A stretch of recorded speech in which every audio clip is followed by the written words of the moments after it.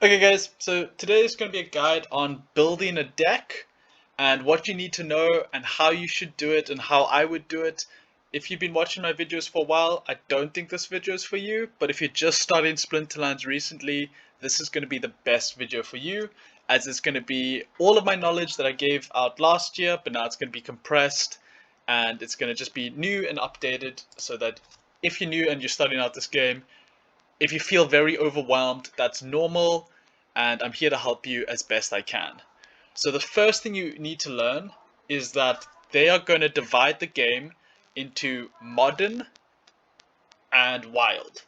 So wild is simply, if you think of like Hearthstone, wild is going to be all of the sets, everything that's available, and then anything that's going to be standard. So standard is designed so that new players like you guys joining this game don't have to spend hundreds and thousands of dollars to catch up to the older players. So the old edition is alpha and beta is technically combined, and then it's going to be promo card, which is the small version, or what we'll call a baby set. So you've got alpha and beta, which is set 1, then you've got baby set, which is promo set, then you've got second set, which is untamed, set number 2, which is dice. Now we've just got set number 3, which is Chaos Legion, and then there's going to be baby set number 3, which is going to be called Rift Watchers, which will be coming out in Q2 of this year. So what you need to know, okay, so and then rewards is just the reward cards that you earn from your daily chest and your end of season chest. So what you need to know is that if you look at alpha and beta, their borders, the way the card border themselves is very plain, very simple, just one color like patched on.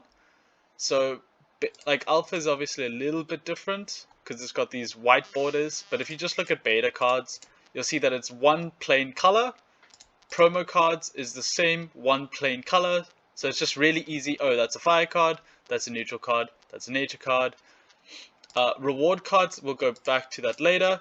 And then for edition 2, which is untamed in dice, they changed it a bit, and instead of it just being one generic color, they added a broken brick / rock element. So it's now black with the color of the card coming through, and then it's a lot more chipped and a lot more cracked. Let's just call it a ruined template. So dice, exactly, because it's the same set 2, but for the baby versions, you can see that it is also cracked and it also follows this ruined template. And then for Chaos Legion now, they've gone back to a more simple one type of color. However, this time what they've included is that there's a slight difference in tones, as well as that it's not just one flat color, it's more of a border. You can also see that at the top of the card, they've now included the collections icon, which I hope they will include in all of the other ones. So Chaos Legion is probably the most similar to beta, but you can tell that there's a different tone, as well as the fact that at the base, or at where you would see the rarity, you can see that there's this little element. So for water, it's a little bit of waves. For light, it's these feathers. For fire, it's more fire, where beta uses much more just fire elements, nature elements, water elements, poison elements, holy aura for light. So there is slight difference. So what you need to know for that is that in wild is going to be everything, where modern is only going to be set 2 and then set 3. So alpha, beta, promo, that's all set 1, so that all gets sent to wild. Untamed is set 2, dice is set 2 baby, Chaos Legion is set 3, that's going to compose of standard. And then as we said, reward cards are a little bit in between, because what you have is you've got a mixture of all three. You've got the reward cards from very, very early on in the game, when you'll get things like, you'll see these solid borders, so you know that this is a set 1 reward card. Then you'll have more updated ones, like an Onyx Sentinel, which is set 2, And now you've got the newest one, which is Chaos Legion, and it has the Chaos Legion symbol, and that is a set 3 reward card. So when it comes to the reward cards, exact same thing. If they have a solid beta background, then you know that these cards are going to go into retirement and they can only be used in wild, where if they have this broken cracked background, it is untamed.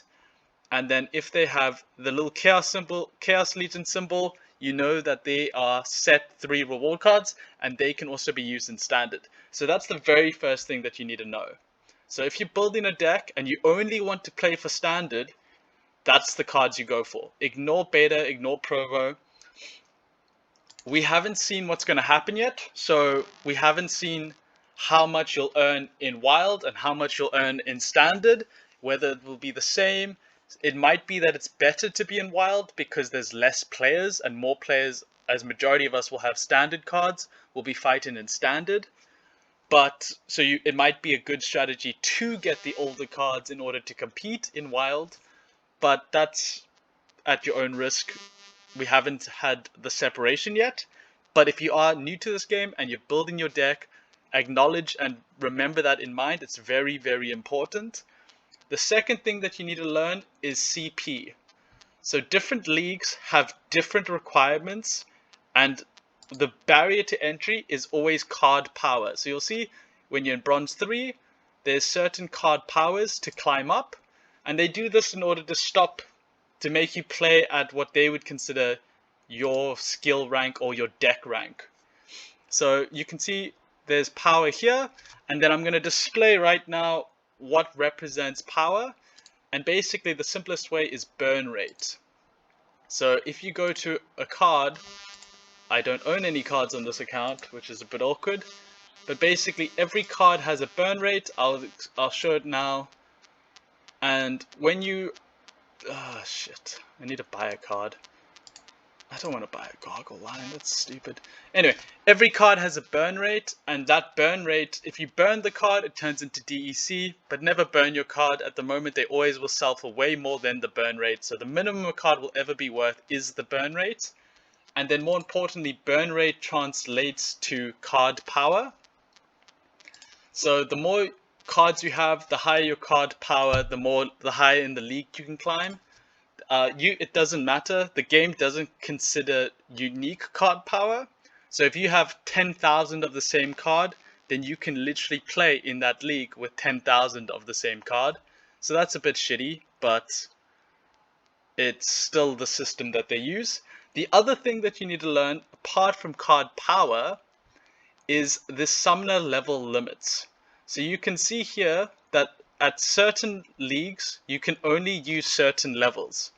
So in Bronze, you can only use level 3 commons, you can only use level 2 rares, level 2 epics, level 1 legendaries, and it progressively scales to a 5-4-3-2, to an 8-6-5-3, and then finally to just max. So is there a need for this? It's very important to remember this, but what's even more important is that you can't use a leveled monster if your summoner is not leveled. So the very first thing you need to do if you want to level up your cards is to level up your summoners in order to use leveled up monsters. But we'll get back to that later. So now that we know about Wild and Modern, you kind of can plan whether or not you want to play Standard or if you want to play the whole Wild game. You will also have learned what CP is, so how we can climb and play in the different leagues. We've also now learned that summoner levels are the most important thing if you want to level up your cards. So what's next is just simply what cards to buy. So when you start the game, like this empty account here, you get what's known as ghost cards. So these are, oh there you go, these can show you summoner levels. So you get ghost cards. So what ghost cards are is simply that the game wants you to be able to play. So what you play with is you get all the Untamed and all of the Chaos Legion commons and rares. They give you these cards to play the game so that you have a deck for everything. So you get a bunch of neutrals, you get a bunch of death, you get all the different elements, you get all the commons and the rares. So in order to start this game, in order to start building your deck, my advice has always been the same. For Untamed and for Chaos Legion, before you get levels, you want to get quantity before quality. So you're just going to get level 1s. You don't have to get all the big expensive levels. So you're going to get some, what you'll do is you'll go into the market and you'll start hunting. So just for Untamed and Chaos Legion, you're going to be looking at epics and you're going to be looking at legendaries. So it's $1 a piece for some of the epics, and then for the legendaries it scales up. But roughly for the epics, you're going to spend about $3 to $4 a piece, and then for the legendaries it scales up way high. But it depends on what kind of legendaries you want and what you want to build, and also your budget. But basically, you fill in some epics and some legendaries that you never had. And then when it comes to dice, and then the next thing you want to do is you might want to go for your dice and your reward cards. So if you're not playing wild, stay away from ABP and make sure that in the rewards you pick the right ones. But dice is also safe, and you basically just fill it out. So for dice, for example, you might want to buy one of each of the commons, some of the rares, some of the epics. If you can afford it, some of the summoners are very good. And then you pick up some of the rares, reward cards, and in order to just fill up and beef up your deck. So you might not think it makes a difference, but when you actually play, just by having like a Flame Monkey, if you've got 1 extra mana, you can just put in your Flame Monkey, and that card will take a snipe or an assassin or a stealth or a sneak attack, or just even just 1 extra hit, and that can help you win the game. So that's always the recommendation. You start your game, you don't go for levels, you don't go for summoners, you just beef up your deck with extra commons, extra rares. You don't have to buy the Untamed or the Chaos Legion commons and rares because you get those for free, but you use epic, you can get the epics and the legendaries. Then the next thing to do, or what to focus on, should be neutral cards, because you can use your neutral cards with everything. So if you've only got a fixed budget, you could pick up something like a Tortillas in Chief, you can pick up a Sandworm. If you want more tanks, you can pick up some more tanks. But you basically just beef out and bulk out your deck. You can pick up a Mage of Chaos. And so neutral cards are just good because they can be played with any of your decks. But let's say you've done that. Let's say you've bought a lot of level 1s. You've got enough neutrals to play. And you've got a lot of different choice now. You've got some epics. You've got some legendaries. And now you go, I want to get some levels, I want to start building up. So as we said, the first thing you do is you should look at what league you want to play in. You don't have to go big or go home, but let's say I wouldn't recommend you build for bronze, but if you want to build for bronze, you can build for bronze. But let's say you want to build for silver or you want to build for gold. That's a level 6 or level 4. So the main reason I'm highlighting these is because when you click on summoners, you'll get this thing where a level 1 could cost $6, but oh, never mind, these sold out quite quickly and quite nicely. Let's find a good example. Nope, there's been a lot of buying at the moment. Cool, this is a really good example. So a level 1 of a Contessa costs $6. If you wanted to buy a level 4 and you wanted to play in Silver League, you're going to be spending a lot less than $6, but it's still just a little bit less. If you're going to go for Gold League, you're going to be paying such a huge amount less. You're going to pay nearly 30% less than if you just bought level 1s. So the worst thing you can do when you go for levels is buy level 1s. Buying level 1s to combine them is the most inefficient way to level up your cards in this game. It's much cheaper to wait and find a discount like this. So you can see that even a level 6 is not worth it, because for $266 US, if you just buy, you can get it for 40% discount, $40 US off, and you can get a level 8 for and you get nearly double the amount of BXC, which is amount of cards combined. I'm not saying that this is a good purchase, but you can see that by paying $2 a card for level 8, it's far better than buying a level 6 and paying more. But if you only want to get a level 4 and you're okay with paying that price, you're still getting a much cheaper price than by buying singles and combining them. So once you've got your leveled summoner, oh, that's the other thing. When you do this, I would say focus on 1 to 2 decks. I wouldn't say focus on all your decks. So maybe if you're going for Silver League, you get 1 or 2 cards that are level 4. You get 2 summoners that are level 4, maybe Water and Earth. And then your other ones could be like level 2s, they could be level 3s, they could even be level 1s for the ones that you don't like. But you mainly focus on leveling up like Water or Earth, or your 2 favorite elements basically, just for when you start. And then let's say you've got your summoner, and you've got your first summoner, and you're ready to build your deck. So as we said, the next thing you do is you want to do your monsters now. So for your monsters, you look at what levels they need to be. So for Bronze League, you need them to be level 3. For Silver League, you need them to be level 5. The reality is you don't actually need to max rank your monsters for your league. But if you're going to do things like fighting for the events and tournaments and for brawls, you don't have to do it, but it does help. Because every little bit of speed, every little bit of HP, every little bit of damage, it all adds up and it helps you get the win. And by getting the win, you can then achieve what you want to achieve. But let's say you just want to climb the leaderboard. So there's certain times that you want to push for the level. So for example, a Pelacor Mercenary, if you're playing in gold, gold means level 6. And at level 6, even though he loses 1 HP, he gains a very valuable ability, which is heal. So when you level up your monsters, you should always look for the big level ups. So like the difference between a level 1 and a level 2 is 1 HP. So it's not that bad. It's like you don't actually need a level 2. It would be nice to have a level 2, but it's not the end of the world.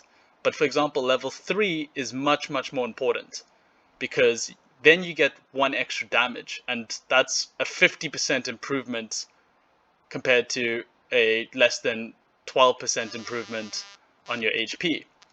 Same thing for a level 3 and a level 4. My argument would be it's very, like 1 speed is not a deal breaker for double the amount of cards. 1 speed is very, very insignificant. But you should always look for when you upgrade your damage, and then when you get very keen core abilities. So obviously the best way to do it is by looking at legendaries. So legendaries are a very good example, because typically when you level them up, you either get the damage or you get an ability. So in the Jin's case, you get both. So at level 1, it's okay. But at level 2, it gets an extra damage and it gets an extra ability.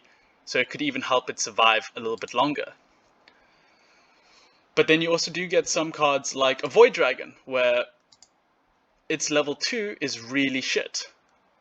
Because it's level 2, it literally just gets 1 HP. So if you're going for Void Dragons, I would say just get 1. You don't need to get 2. So, as I said, let's say we're building a water deck. I quite like water. We can look at some of the core cards like a Wavesmith. And you look at it and you go, okay, you get 1 HP at level 2. You get 1 extra speed at level 3. But then you get 2 damage at level 4. So when it comes to a Wavesmith, I would say stick with level 1, and then if you've got the budget and you're building for silver, then get a level 4. I would skip. I wouldn't care about a 2 or 3, because 1 HP and 1 speed isn't the deal breaker. The whole point of a Wavesmith is to do magic damage and to give protect to your teammates. But then on the other side, you could look at very useful cards like a Feasting Seaweed, where at level 2, it gets 1 HP extra, and then at level 3, it gets 1 extra damage. So to me, it would be very, very important to build up my Feasting Seaweed to get him to level 3. Level 4 is nice, but you only get 1 extra speed. So I would just keep my Feasting Seaweed at level 3, and then just use him in reverse speed games, and then he's still got that extra HP and the extra damage, and he's a very valuable and useful card. So always look and see what league you want to play in, and then what level you need your monsters to be in order to get these certain abilities. So Swimmer is quite cool. You don't actually don't worry about the damage, and it literally just goes up in HP and in speed. So you can even just stick with a level 1 for now, or you can get a level 2 for that extra damage. It's not the end of the world. But yeah, sorry, this was a bit longer than I wanted it to be. I hope this helps any of you guys. If you got any questions, pop them down in the comments below. If you go into the description, you will see a Splinter Talk link. Click on that link and let's go with pineapple. So type pineapple. So go into the Splinter links, like it, follow it, subscribe. I don't know. I don't really know how Splinter Talks works, but basically like that post and comment comment pineapple, and then also just comment your in-game name, and then I'll pick a winner for the next video. Cheers, guys. So the first thing we're going to do is we're just going to decide the winner. So quickly, what we'll do is, as you can tell, 5 days ago I uploaded this, and then I said whoever, just comment down watermelon and your name, and yeah, one of you guys is going to win a pack.